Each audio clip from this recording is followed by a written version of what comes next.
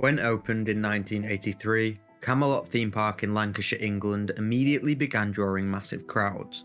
Camelot was a King Arthur themed amusement park where visitors of all ages enjoyed everything from medieval jousting tournaments and a petting zoo to go-kart racing and exhilarating rides with dramatic names like the Excalibur, Tower of Terror and the Gauntlet.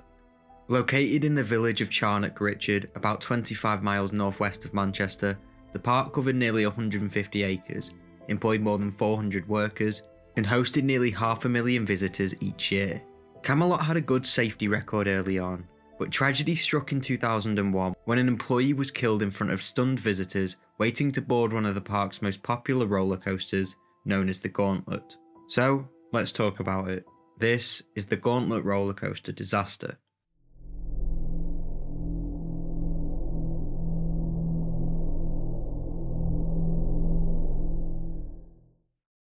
By 2001, the Gauntlet had become one of Camelot's main draws, but it wasn't added until 1989 as part of the park's new Land of the Brave attraction. Park operators originally planned on installing an even larger roller coaster, but their application was denied by local authorities for unknown reasons. However, the Italian-made Pininfarina ZL42 was already in use all over the world, and it was popular with operators and amusement park enthusiasts alike. The ZL42 was safe, reliable and affordable, and it had surprisingly a small footprint which meant that additional rides could be set up around it. Park visitors liked it because it was fast and exhilarating, and with a capacity of 600 riders per hour, wait times were generally short, even during the peak summer season. Shortly after it was erected, the new ZL42 coaster was named the Gauntlet. The impressive new machine stretched more than 350 metres from end to end, featured a fully inverted loop in the middle, and ran 3 separate trains that carried 12 passengers each. Each stomach-churning ride lasted around 62 seconds, and many park riders were so thrilled with the experience that they immediately got back in line to do it all over again. Monday, October the 22nd, 2001 wasn't a particularly busy day by Camelot Theme Park standards. The weather had cooled, and the big summer crowds were long gone. But by early afternoon, a small group of visitors eagerly waited for their turn to board the Gauntlet.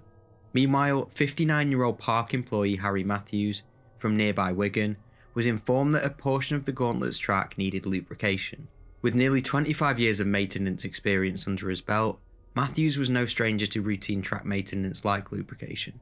In fact, track lubrication was generally a quick and easy job, and Matthews' preparations included little more than grabbing a bucket of grease and visibly checking to make sure that none of the coaster's trains were in sight before making his way onto the track. Protocol and common sense dictate that roller coaster maintenance can only be performed when the ride is shut down, but little known to its visitors, the park had been cutting corners for years. The truth was that management and the staff had been dodging bullets for years and cutting corners, disregarding safety precautions. But on that day, the park's luck was about to change when Matthews got caught up in his work, became oblivious to the danger around him, and was hit by a barreling train while stunned onlookers, including children, watched in horror. After the initial impact, Matthews' body slumped down under the train's front axle and acted like a brake that brought the unit to a stop. He was dragged along the track. Shocked co-workers immediately hit the roller coaster's kill switch and rushed to Matthews' aid, but his lifeless body had been horribly mauled and was still trapped beneath the train. Emergency services arrived on the scene at 2 p.m, but by then Matthews had already passed away. Witnesses were so traumatised by what they had seen, they were offered free counselling straight away, and even the experienced first responders described the scene as gruesome and horrific. The park was immediately shut down, while regulators and investigators were tasked to figuring out how such a routine maintenance job could have ended in such grisly horror. The local police and health and safety executives launched an investigation immediately following the death of Harry Matthews. With the incident still fresh in everyone's mind, they quickly discovered that the safety had been little more than an empty buzzword in the busy park, and that there was a culture of carelessness and indifference which had grown over time. Things had gotten so bad by 2001 that employees like Harry Matthews commonly worked on rides whilst they were in operation, despite clear warnings from manufacturers and various workplace regulations that explicitly prohibited this practice. Surprised by what they had found and concerned that the conditions might be similar at other theme parks around the country, the health and safety executive established a working group to look into the matter further and make recommendations where necessary. With their family tragedy making front page news across Britain, Matthew's family began advocating for stricter rules and more accountability for companies that put profits and ease of operation over worker safety.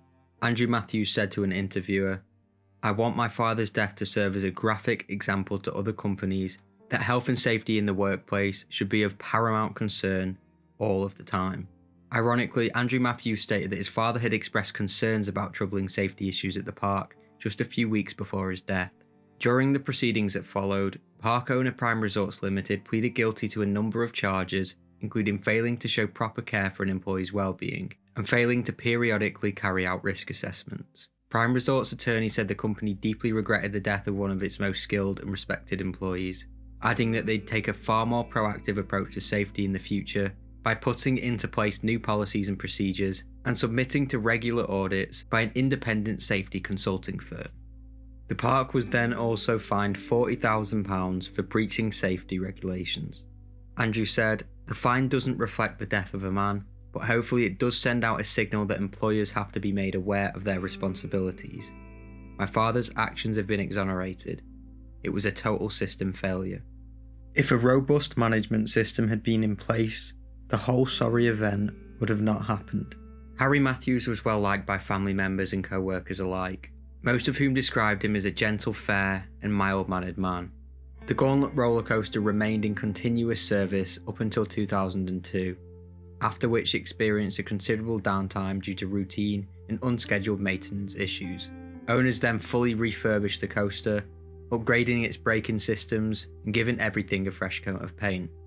The new and improved Gauntlet operated safely and efficiently for a few more seasons, and thankfully never had any incidents as serious as this one. By 2012, the once thriving family-focused theme park was shut down. Although many theme park accidents are due to mechanical failures, this one can be attributed to poor maintenance and outright neglect, both of which are often seen as cost-cutting measures by an industry where costs are high and profit margins can be razor thin. Incidents that happen when a company puts profits over people should never happen. And I hope if Harry's family see this, they are doing better today. As always, let me know what you think below, and I'll see you in the next video. Cheers.